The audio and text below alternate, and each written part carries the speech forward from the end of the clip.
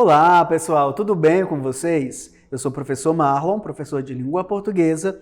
Estou na companhia da nossa intérprete, a Jaqueline, e hoje nós vamos ler textos literários. Antes de começar o nosso momento de leitura, eu quero te convidar a refletir comigo um pouquinho a respeito dessas questões que aparecem aí na sua tela. Antes de qualquer coisa, o que é ler? Quais tipos de leitura você mais realiza? E quais gêneros você mais costuma ler? São gêneros literários ou não literários, por exemplo? Você acha que a literatura é uma manifestação artística, assim como a pintura, assim como a dança e a música? E sobre o que a literatura pode falar? Sobre quais temas, sobre quais assuntos? Será se nós conseguiríamos viver em um mundo sem leitura? Nós precisamos da leitura para diversas coisas no nosso dia a dia. Até mesmo para embarcar em um ônibus, para deixar um recado para alguém, para estabelecer comunicação com qualquer pessoa. Nós sempre estamos envolvidos com o ato de ler. E por usar a leitura para diversas coisas do nosso dia a dia, é claro que lemos por questões mais práticas, mas também lemos a arte em si. Até porque a literatura, assim como outras manifestações artísticas, ela é uma arte. E tem como material básico para isso, como matéria-prima, a palavra. Vejam só quanto nós podemos fazer por meio da palavra. E é por isso que a literatura, ela fala sobre diversos temas, sobre diversos assuntos e tem funções também diversas. Seja emocionar, seja tocar o outro por meio daquelas palavras, seja criticar, enfim. Então eu quero te convidar a ler comigo alguns textos literários. Provavelmente você conhece alguns deles. O primeiro é o seguinte. Leia aí na telinha comigo o texto O Vento e o Sol e tente descobrir qual é o gênero desse texto. O vento e o sol estavam disputando qual dos dois era o mais forte. De repente, viram um viajante que vinha caminhando. Sei como decidir nosso caso. Aquele que conseguir fazer o viajante tirar o casaco será o mais forte. Você começa, propôs o sol, retirando-se para trás de uma nuvem. O vento começou a soprar com toda a força. Quanto mais soprava, mais o homem ajustava o casaco ao seu corpo. Desconsolado, o vento se retirou. O sol saiu de seu esconderijo e brilhou com todo o seu esplendor sobre o homem, que logo sentiu calor e despiu o paletó. Bem, o título desse texto é O Vento e o Sol. E nós temos aqui como personagens que estão disputando qual é o mais poderoso, esses dois elementos. Engraçado, nós não costumamos ver o vento e o sol tendo ações humanas, não é verdade? Conversando, disputando. Essas são características dos seres humanos. Mas eles são os personagens principais dessa história. Qual é o gênero em que eu tenho seres não humanos dialogando e a gente percebe que no final dessa história dá para aprender alguma coisinha? Que gênero é esse? Bem, se você falou que é o gênero fábula, acertou. As fábulas, para a gente recordar, são pequenas histórias escritas com a intenção de transmitir algum ensinamento sobre a vida ou lição de moral. A narrativa apresenta personagens não humanos que agem e têm características humanas. E no final de muitas delas, o autor coloca uma frase que resume a lição. Vamos observar isso no texto, então, que acabamos de ler. Grifei para vocês os personagens, que são o vento e o sol. Observem que, no título de uma fábula, temos o nome dos personagens principais. Vamos observar algumas características desses personagens. Indiquei aí no texto, disputando, e em uma certa fala, um deles diz: sei como decidir. O poder de decisão, de disputa, são características humanas e não de elementos da natureza. Algumas ações desses personagens, como por exemplo, o vento começou a soprar com toda a força. O sol saiu de seu esconderijo e brilhou. Percebemos então que há uma movimentação das personagens e isso faz com que a narrativa tenha uma progressão e caminhe para o seu desfecho. Observe que neste texto não há, de maneira explícita ao final dele, a lição de moral. Agora vamos ler um outro texto e eu espero que você consiga também identificar qual é o gênero literário. O título é História do Céu. Já existia o céu, mas ainda estava se formando. O céu ainda estava se criando. Era baixo de um lado, não era como hoje. Era igual a uma onda, levantando só de um lado. O povo antigo não queria o céu e foram tentar derrubar com o machado. Eles batiam, abriam um buraco no céu, mas ele fechava imediatamente. Eles batiam de novo, abriam um buraco e o buraco se fechava. Foram batendo, batendo com o machado e os buracos se fechando. Iam se revezando. Cada um batia um pouco com o machado. Iam cortando e o céu se fechando. Então desistiram de derrubar. Vamos deixar.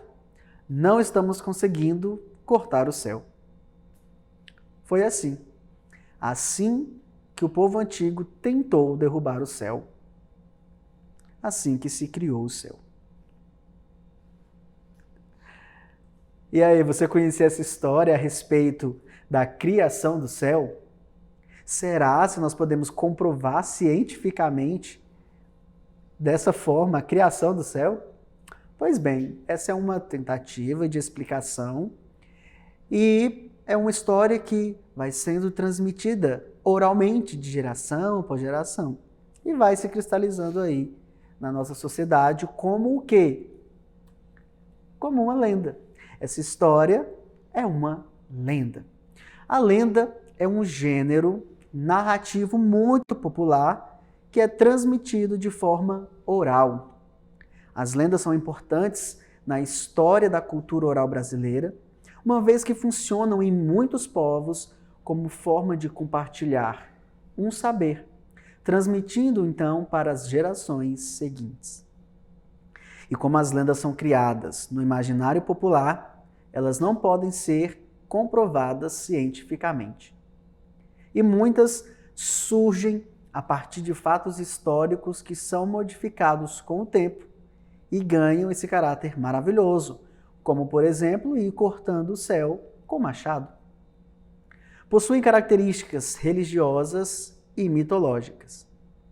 Temos como exemplo aqui em nosso país as lendas indígenas, que explicam a criação das coisas, como, por exemplo, nessa história, o céu. E existem tantas outras.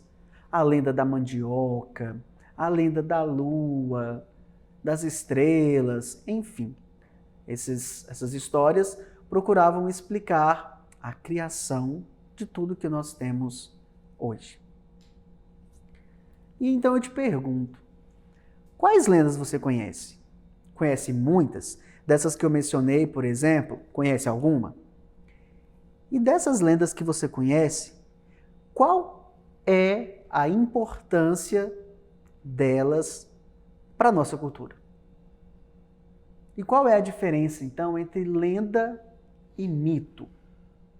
Porque sempre que falamos em lenda, logo associamos a ideia de mito, não é verdade? Vamos observar aqui um pouquinho dessas diferenças. A lenda é uma narrativa de caráter maravilhoso em que um fato histórico se amplifica e transforma sob o efeito da evocação poética ou da imaginação popular. Sempre algo assim de mágico, de maravilhoso, algo poético nas histórias lendárias. Já o mito é um relato fantástico, também de tradição oral, mas geralmente protagonizado por seres que encarnam as forças da natureza e os aspectos gerais da condição humana. Nós temos como grandes exemplos os mitos gregos, como, por exemplo, o mito de Pandora, o mito de Narciso e tantos outros. Agora eu quero te convidar a ler comigo um texto literário em forma de verso, uma vez que a fábula e a lenda, que nós acabamos de ler, são textos escritos em prosa. Acompanhe comigo, então, a leitura desses 4 haikais. Já ouviu falar nessa forma de fazer poesia? Vamos estudar um pouquinho dela. Primeiro haikai. Quietude. O barulho do pássaro pisando as folhas secas. Rio-se. Texto 2. Com a luz do relâmpago, barulho de pingos, orvalho nos bambus. Busson. Texto 3.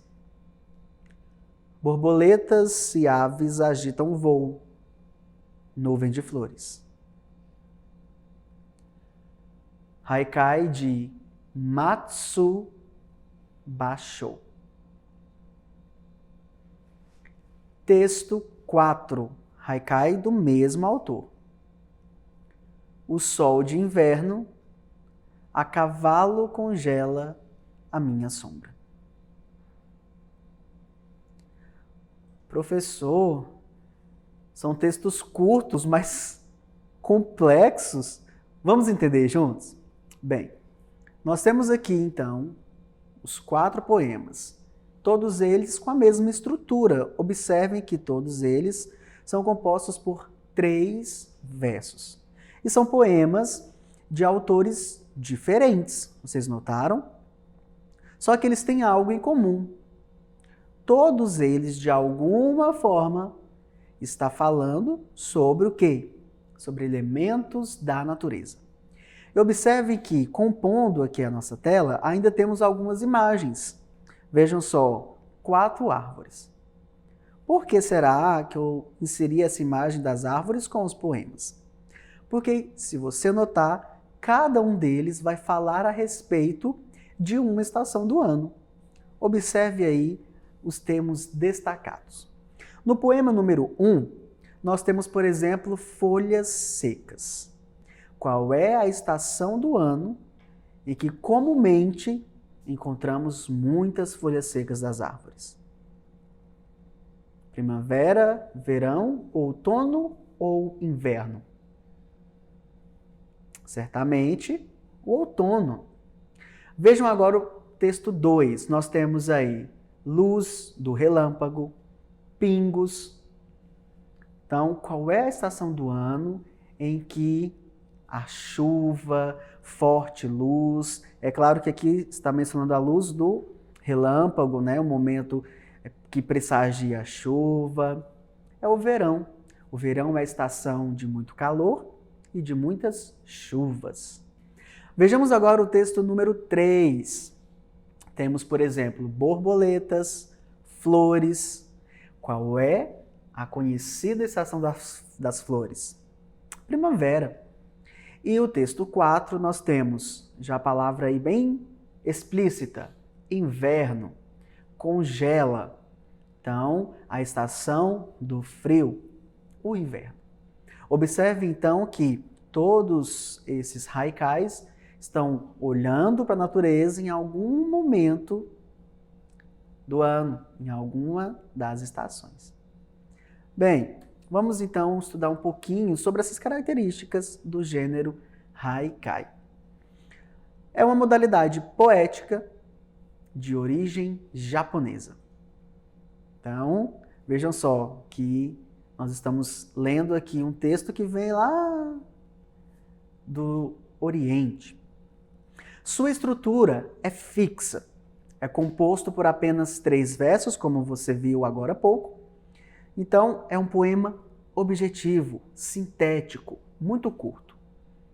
Mas ele precisa transmitir uma mensagem, ele precisa produzir sentido, né? Mesmo tendo apenas 3 versos. A temática dos haikais está relacionada às reflexões filosóficas a partir da sua observação da natureza. Por isso que todos eles, de certa forma, falavam sobre os elementos da natureza. E quem foi o grande idealizador dos haikais? O poeta Matsu Basho, nós lemos 2 poemas dele agora há pouco, é o grande mestre de haikai do século XVII. Ele é o fundador da poesia do haikai, como é conhecida hoje. E é claro que com o passar do tempo, os gêneros eles vão se transformando. Nós temos muitos poetas, como por exemplo aqui no Brasil, Paulo Leminski, que escreve também alguns haikais, mas já com outras temáticas nem sempre associadas à natureza. Ou seja, o gênero vai se modernizando, vai se transformando com o passar do tempo. Bem, então, só para a gente recordar, nesse encontro nós vimos os gêneros fábula, lenda e haikai. E antes de encerrar o nosso encontro, eu quero te convidar a assistir à interpretação de um poema de Casimiro de Abreu.